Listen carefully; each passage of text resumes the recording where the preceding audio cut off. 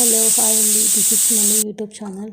ఇవాళ మనము పప్పు చేసుకోబోతున్నాము. మునగాకు పప్పు అండి. ఫస్ట్ టైం చేశాను, చాలా బాగా అయిందండి.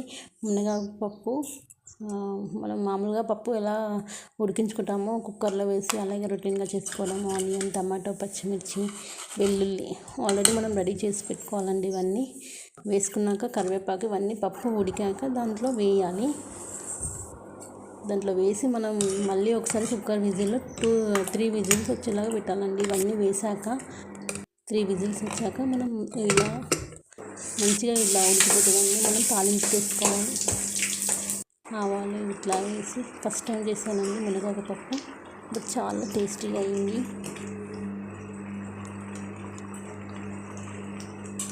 మునగాకు ఎప్పుడు తినలేదు.